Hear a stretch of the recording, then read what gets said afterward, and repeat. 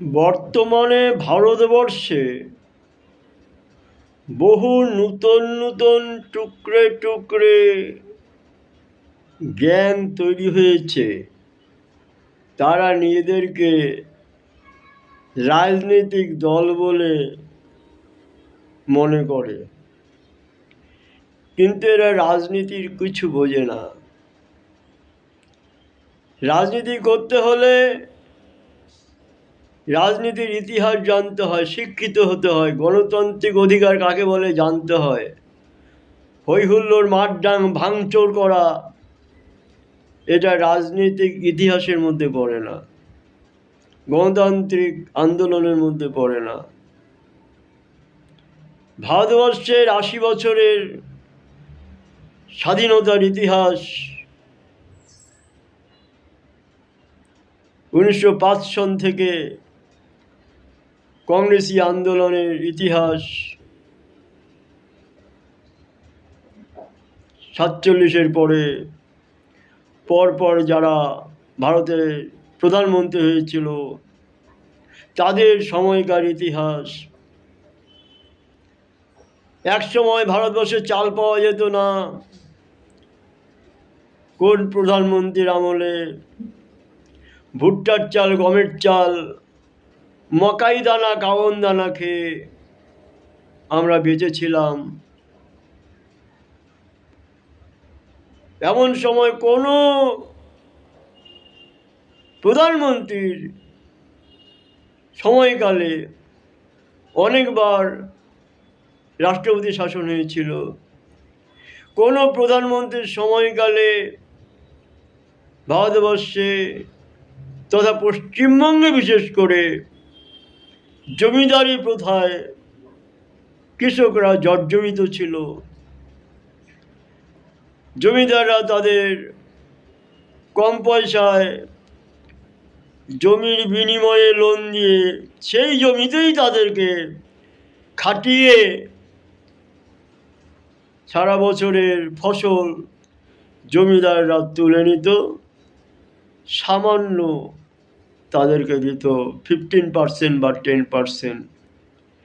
এরকমভাবে সেই গরিব কৃষকরা প্রাণ ধারণ করত, জীবন ধারণ করত। রাস্তাঘাট থেকে শুরু করে, কলকারখানা থেকে শুরু করে,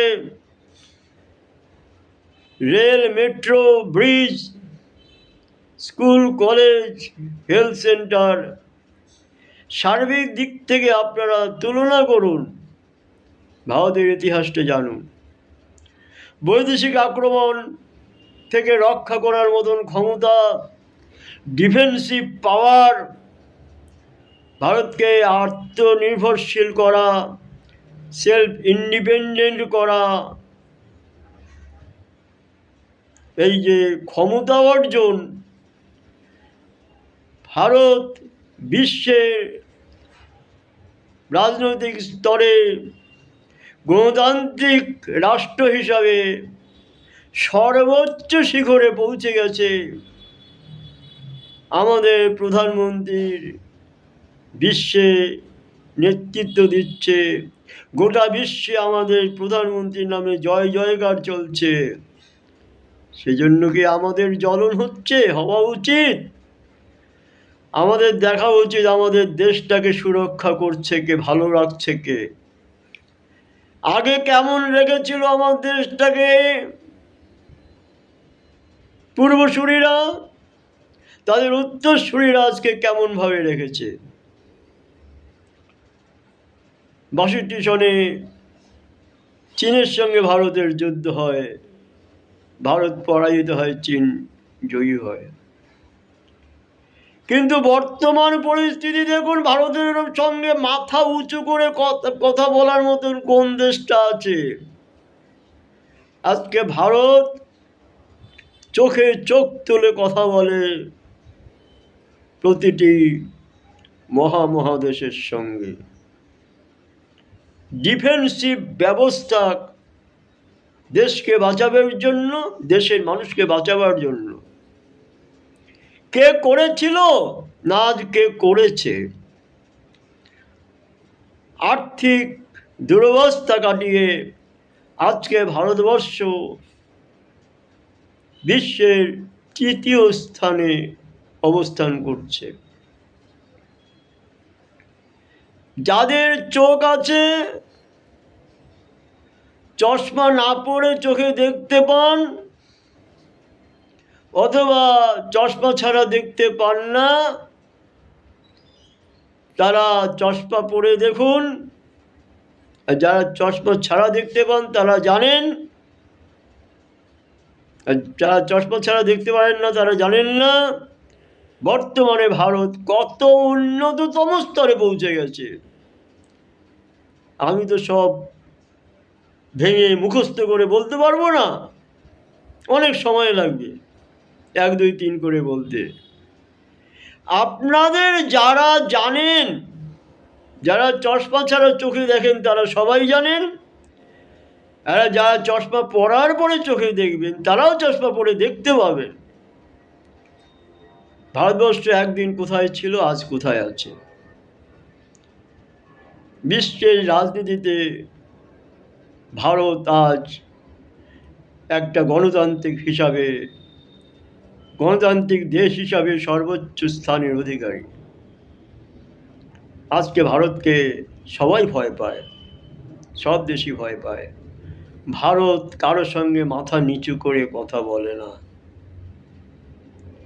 আর ভারতের বাইরে কি শত্রু আছে? ভারতের বড় বড় শত্রু, মূল শত্রু, আসল শত্রু তো ভারতের ভেতরে সব মির্জাফর যারা বাস করছে তারা। কিছু পাকিস্তানের রক্তে জারদ সন্তান কিছু রয়েছে ভারতবর্ষে, তারা বিশৃঙ্খলা সৃষ্টি করছে। আমাদের রাষ্ট্রবাদী ভারতীয় যারা, রাষ্ট্রবাদী হিন্দু মুসলিম যারা, তারা সবাই ভারতের জন্য জান দেবে।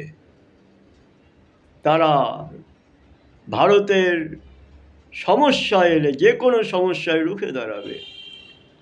কিন্তু যারা ভারতের রক্তে জন্ম নয়, পাকিস্তানের রক্তে জাত জারদ সন্তান, তারা আনাচে কানাচে লুকিয়ে আছে, কেউ প্রকাশ্যে, কেউ এরা অশান্তি ঝামেলা পাকাবার চেষ্টা করছে, ভারতকে খণ্ডিত করার চেষ্টা করছে, দেশটাকে ধ্বংস করার চেষ্টা করছে।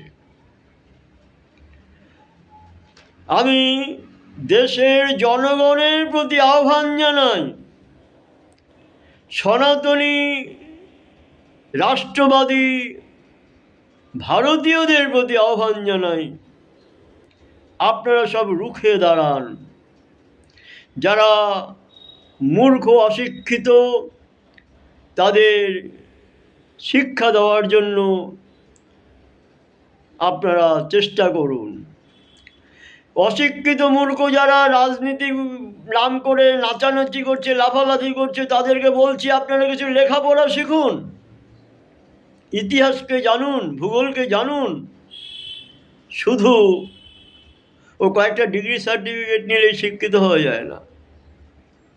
ভারতীয় সংস্কৃতির বেদ উপনিষদ জানুন, বৈদিক শিক্ষা ব্যবস্থা জানুন, তার পরবর্তী কী হয়েছিল জানুন,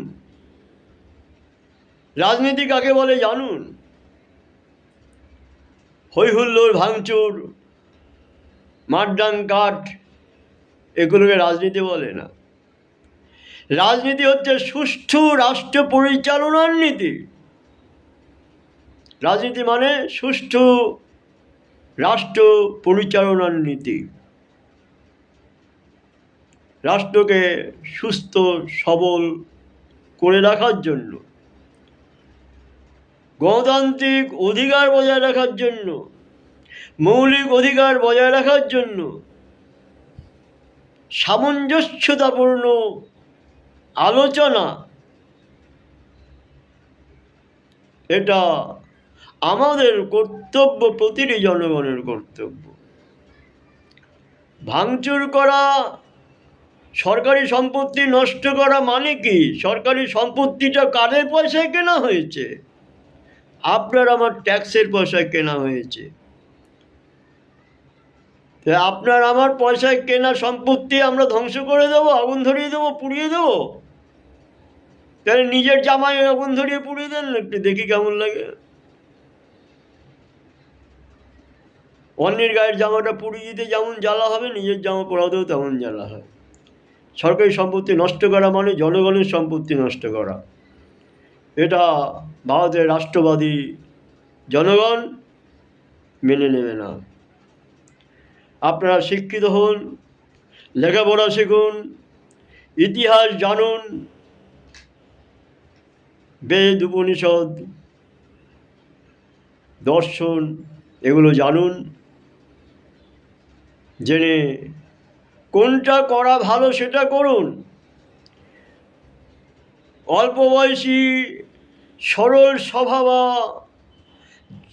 নিরীহ ছাত্র সমাজকে ভুল বুঝিয়ে অন্ধ রাস্তায়, অন্ধকারের রাস্তায় ঠেলে নেবেন না। তাদের জীবনটাকে নষ্ট করবেন না। তাদেরকে লেখাপড়া শিখে শিক্ষিত হয়ে মানুষ হতে দিন। তাদের লেখাপড়া শিখে উকিল, barrister, engineer, doctor, IAS, IPS বড় বড় র্যাঙ্কে যাওয়ার সুযোগ করে দিন। তবে তারা হবে ভারতের ভবিষ্যৎ।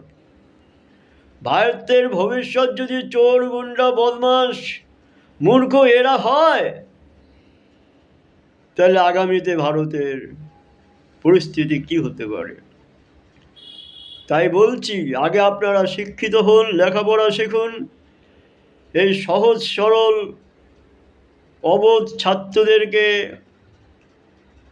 হুলিয়ে সুড়সুড়ি দিয়ে বিপথে টেনে না নিয়ে আপনারা তাদেরকে সুন্দরভাবে তাদের জীবনটা গড়ে তুলতে সাহায্য করুন। মানব নীতি নিয়ে চলুন, রাজনীতি নয়। রাজনীতি নয়, মানব নীতি করুন। মানুষের জন্য করুন, মানুষের ভালোর জন্য করুন, দেশের জন্য করুন। যে দেশের খাবেন, যে দেশের পড়বেন, সে দেশের ওপর আক্রমণ, অত্যাচার, নোংরামো করবেন, এটা সে দেশের রাষ্ট্রবাদী জনগণ কখনো মেনে নেবে না। আপনাদের উদ্দেশ্য বিফল তো হবে, বরঞ্চ আপনারাই খেচা গলে পড়বেন ভবিষ্যতে। আর প্রধানমন্ত্রী, আমার 74 বছর লাইফে আমি অনেক দেখেছি, অনেক দেশে রাষ্ট্রপ্রধান দেখেছি। মহাযোগী নরেন্দ্র দামোদর দাস মোদির মতন ভগবান তুল্য, দেবতুল্য প্রধানমন্ত্রী, আধ্যাত্মিক জ্ঞানসম্পন্ন প্রধানমন্ত্রী, নির্লোভ প্রধানমন্ত্রী কখনো দেখিনি, যে নিঃস্বার্থভাবে মানুষের জন্য, দেশের জন্য করে যাচ্ছে। সে নিজের ভাই বোনের জন্য করেনি, মা বাবার জন্য করেনি, নিজের ভাইপো জন্য করেনি, সে দেশের জন্য করছে, আপনার আমার জন্য করছে। তো কাজ করতে গিয়ে, সিদ্ধান্ত নিতে গিয়ে কোথাও যদি তিনিও কোনো ভুল সিদ্ধান্ত করেন, তাহলে আমাদের অধিকার আছে আবেদন জানানো। আমরা 10, 20, 50 জন, 1000 জন, 1 লাখ জনগণ হোক, ছাত্র সমাজ হোক, একত্রিত হয়ে লিখিতভাবে তাদেরকে আবেদন জানাতে পারি, সবাইকে স্বাক্ষরিত করে আবেদন জানাতে পারি। এবং সেই আবেদনের মধ্যে যেন দেখবেন, ছাত্রদের আন্দোলনে যেন কাকা জ্যাঠা খুড়ো দাদুরা না থাকে, আর কোনো বৈদেশিক ব্যক্তি, বৈদেশিক শত্রু, জঙ্গিরা আপনাদের সেই আন্দোলনের ভেতরে ঢুকে গিয়ে আপনাদের আন্দোলনটাকে বদনামে ভরে না দেয়, বানচাল করে না দেয়। গণতান্ত্রিক অধিকার আছে সরকারের কাছে আবেদন জানানো, গণতান্ত্রিকভাবে আবেদন করুন। হইহুল্লোড় ভাঙচুর করে অতি চালাকিতে কখনো কোনো ভালো কাজ হয় না। যেন তেন প্রকারেণ দোষ ঠুকতেই হবে, অজুহাত বের করতেই হবে, যেন তেন প্রকারেণ ষড়যন্ত্র করতেই হবে। আপনার পছন্দ নাও হতে পারে, তাই বলে আপনারা গালিগালাজ করতে পারেন না, ভাঙচুর করতে পারেন না। আপনারা আপনাদের আবেদন জানাতে পারেন, আপনাদের বিরুদ্ধ মতবাদ জানাতে পারেন। এটা শিক্ষিত যুব সমাজকে, সহজ সরল নব উদ্ভাবিত ছাত্র সমাজকে ভুল বুঝিয়ে আপনারা বিপদে নেবেন না। আর নবযুবক ছাত্র সমাজ, তোমাদেরকে বলি, তোমার শিক্ষার দিকে নজর দাও, উচ্চশিক্ষার দিকে নজর দাও। বড় বড় অফিসার, উকিল, ব্যারিস্টার, ইঞ্জিনিয়ার, ডাক্তার, উকিল ব্যারিস্টার হওয়ার চেষ্টা করো। তোমরাই হবে ভবিষ্যতে রাষ্ট্রপতি, তোমরাই হবে ভবিষ্যতে প্রধানমন্ত্রী। কিন্তু যারা খুন, যখন মার্ডার, মারপিট, হল্লা চিল্লা করে মূর্খামির সাগরে ভেসে রয়েছে, তারা যদি দেশের ভবিষ্যৎ হয়, তাহলে এই সুন্দর ভারতবর্ষটা আগামীতে কোথায় যাবে? মনে রাখবেন, মোদিজি যতদিন আছে, মহাযোগী মহাপুরুষ মোদিজি, ততদিন ভারতবর্ষ সুন্দর থাকবে, সুন্দর থেকে সুন্দরতম হবে। মোদিজি চলে গেলে যে আমাদের কি দুরবস্থা হবে, সে আমরা আগে তো উপভোগ করেছি, সেই অভিজ্ঞতা আমাদের আছে। তাই বলি, আপনারা সবাই রাজনীতি ছেড়ে মানব নীতি করুন, মানুষ হওয়ার চেষ্টা করুন, শিক্ষিত হন, পূর্ব ইতিহাস জানুন, ভূগোলটা জানুন, লজিক এথিক্স নিয়ে চলুন, শান্তির বাণী নিয়ে চলুন, মানুষের সঙ্গে মানুষের সম্প্রীতি নিয়ে চলুন। দেশকে ভালোবাসুন, মানুষকে ভালোবাসুন। বলুন জয় হিন্দ, জয় ভারত, বন্দে মাতরম। যে মায়ের স্তন পান করে আপনারা ভূমিষ্ঠ হয়েছেন, সেই মাকে মা বলতে পারবেন না, মা বলে প্রণাম করতে পারবেন না, সালাম ঠুকতে পারবেন না। ভূমিষ্ঠ হওয়ার পরে যেই ভূমি মাতৃকার ওপরে আপনারা অবস্থান করছেন, যে মাতৃভূমিতে আপনারা অবস্থান করছেন, যে ভারত মাতার ওপরে অবস্থান করছেন, সেই ভারত মাতার জল, আলো, বাতাস, শস্য শ্যামলা বসুন্ধরার সামগ্রিক ভোগ করছেন। রুটিকা প্রাউর মকান আপনারা ভোগ করছেন। সেই ভারত মাতাকে মাতা বলতে পারবেন না, বন্দনা করতে পারবেন না, তাই তো আপনাদের বিশ্বাসঘাতক তথা দেশদ্রোহী বলা উচিত, তাই নয় কি?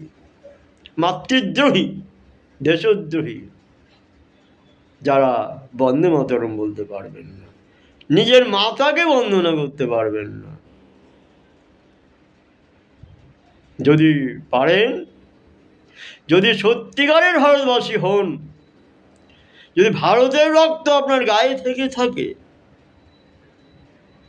আপনি পাকিস্তানের রক্তে জারজ না হয়ে থাকেন, তবে বলুন না একবার জয় হিন্দ, জয় ভারত, বন্দে মাতরম। জয় হিন্দ, জয় ভারত, বন্দে মাতরম। জয় হিন্দ, জয় ভারত, বন্দে মাতরম।